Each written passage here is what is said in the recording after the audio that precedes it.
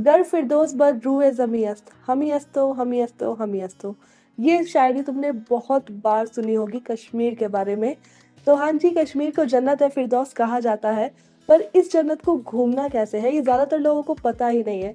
तो इस वीडियो में मैं तुम्हें कंप्लीट गाइड देने वाली हूँ, कश्मीर जाना कैसे है, वहाँ स्टे कहाँ करना है, बेस्ट टाइम कौन सा है, तुम्हारी आइटनरी क्या होना चाहिए, तुम्हारा बजट क्या होगा। ये डिटेल्ड वीडियो तुम्हें ज़रूर देखनी है अगर कश्मीर का प्लान कर रहे हो। So let's begin. सबसे पहले हम बात करते हैं कश्मीर है कहाँ पे। तो ये हमारे इंडिया का नॉर्दर्न मोस्ट पार्ट है, जो जाना जाता है अपने पिक्चरस लैंडस्केप के लिए। ब्यूटीफुल लेक्स, इतनी लश वैलीज हैं और specially the snow capped peaks. वैसे तो कश्मीर को पूरे 12 महीने आप घूम सकते हो, पर हर सीज़न में यहाँ की एकदम ही अलग ब्यूटी है। तो वन बाय वन हम सारे सीज़न के बारे में डिस्कस करेंगे। तो सबसे पहले हम बात कर लेते हैं समर्स की, जो कि है जून से अगस्त में।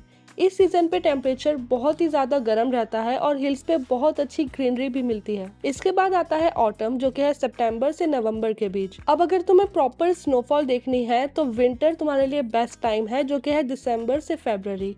सारी वैलीज एकदम थिक लेयर ऑफ स्नो में कवर रहती है और इस टाइम पे स्कीइंग और स्नोबोर्डिंग जैसी एक्टिविटीज भी होती है। लास्ट में आता है स्प्रिंग फ्रॉम मार्च टू मई, जिसमें फ्लावर्स ब्लूम करते हैं और ये बेस्ट टाइम है टुलिप गार्डन्स, शालीमार बाग जैसी जगह को एक्सप्लोर करने के लिए।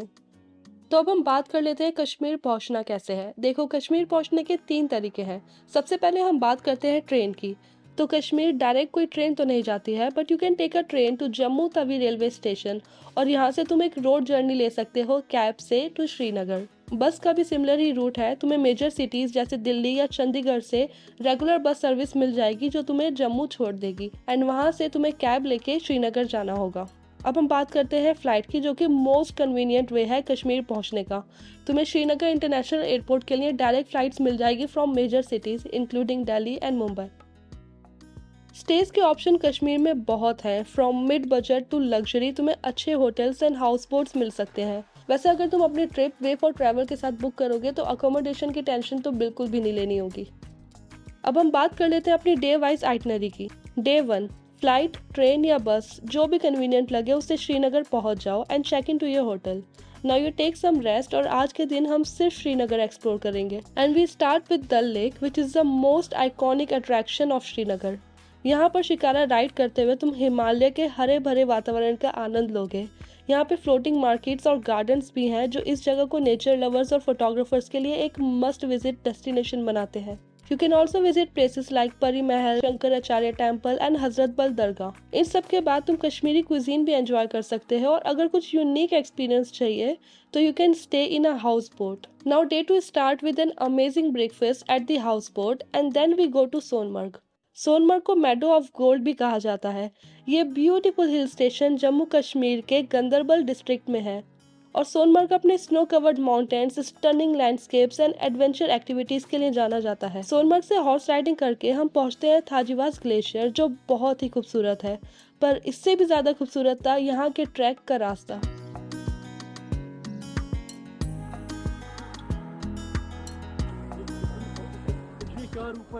This is Sonmarg guys and it's absolutely beautiful यार।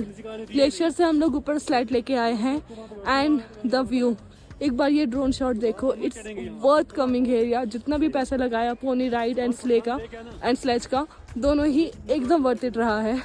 अभी फटाफट ये ड्रोन शॉट देख लो।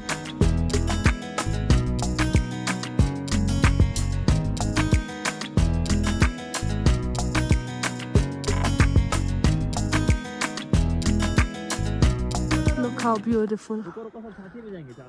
I'm literally shaking right now. That's why video भी शेक हो रही है।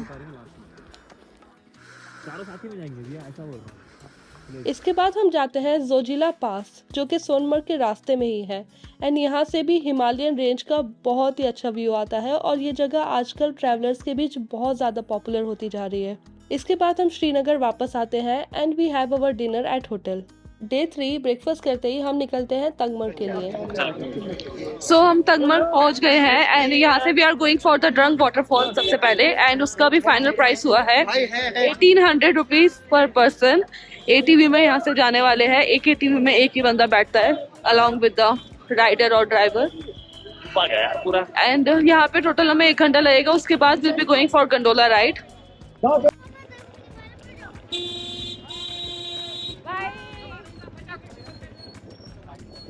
अब तंगमर्ग से हम लेते हैं एटीवी और ये नज़ारे एंजॉय करते हुए 4 किलोमीटर दूर हम पहुंच जाते हैं ड्रंक वाटरफॉल, जिसको फ्रोजन वाटरफॉल या नार्निया ऑफ इंडिया भी कहा जाता है।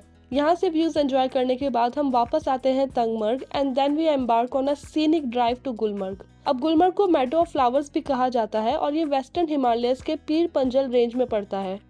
गुलमर्ग 2 चीज़ों के लिए फेमस है। पहला है यहाँ का गोल्फ कोर्स जो कि पूरे वर्ल्ड में हाईएस्ट है, and the Gulmarg Gondola, which is one of the highest cable cars of Asia. So now we are going towards the Asia's highest cable car gondola ride in Jammu Kashmir. कोई कह रहे हैं 5 minute का रास्ता है, कोई कह रहे हैं 2 किलोमीटर है। We have no idea. है ना, धूप भी अच्छी निकली हुई है। Let's go and see. भूख तो बहुत लग रही है। ऊपर इग्लू कैफे में जाके कुछ खाएंगे और पिएंगे। Now we are going to board our gondola cable car. उनकी 22 की होगी।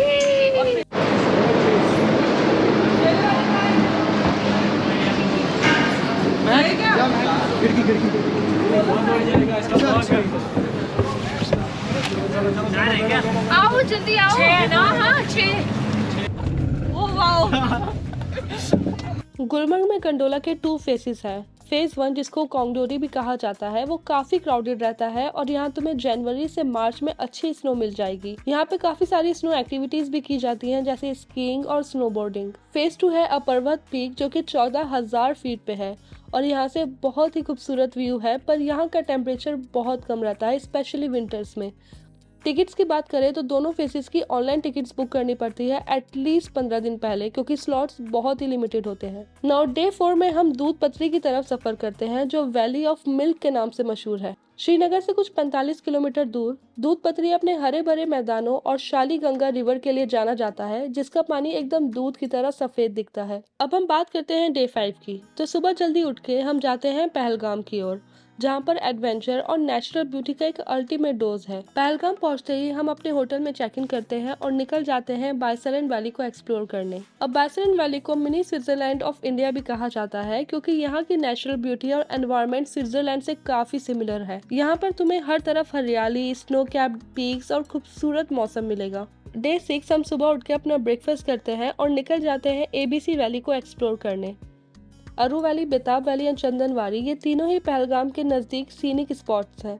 सबसे पहले हम बात करते हैं बेताब वैली की। ये वैली बॉलीवुड फिल्म बेताब की शूटिंग के लिए चुना गया था, इसीलिए इसका नाम बेताब वैली पड़ा। ये एक पिक्चरस्क वैली है जहां आपको लश ग्रीनरी, गशिंग स्ट्रीम्स और स्नो कैप्ड माउंटेन्स का नज़ारा मिलता है और यहाँ पे हॉर्स राइडिंग भी की जाती है। अरू वैली भी एक नेचुरल ब्यूटी से भरा पॉइंट है जहाँ तुम्हें अल्पाइन मेडोस और डेंस फॉरेस्ट का व्यू मिलेगा। लास्टली वी हैव चंदनवारी जो कि एक स्नो कवर्ड वैली है जहाँ से अमरनाथ केव की यात्रा भी शुरू होती है। ये तीनों जगह पहलगाम के नेचुरल ब्यूटी और एडवेंचर अपॉर्चुनिटीज को एक्सप्लोर करने के लिए परफेक्ट है। लास्ट डे हम पहलगाम से वापस श्रीनगर आते हैं फॉर अवर फ्लाइट एंड साथ में लेके जाते हैं हजारों यादें और photos, marking the end of our epic adventure in Kashmir. So that's all the details about the Kashmir trip. अब अगर तुम्हें यही सेम आइटनरी बुक करवानी है so you can contact Way for Travels Adventures and they will give you personalized quotations like best possible prices and they can even personalize the itinerary as per you. जितना भी तुम्हें days चाहिए just let them know and they have always been a trusted partner for me. I have traveled with them so many times, so if you want to book you can contact on this number or the website I have also given or the email address. So अभी जाओ उनको contact करो and I hope you have an amazing Kashmir trip. और भी कुछ अगर तुम्हें details चाहिए you can ask me in the comment, I will definitely answer all of that. I think एक हेलीकॉप्टर की आवाज़ आ रही है because currently I am in Mussoorie and उसका भी व्लॉग बहुत जल्दी आने वाला है, सो टू वॉच दैट।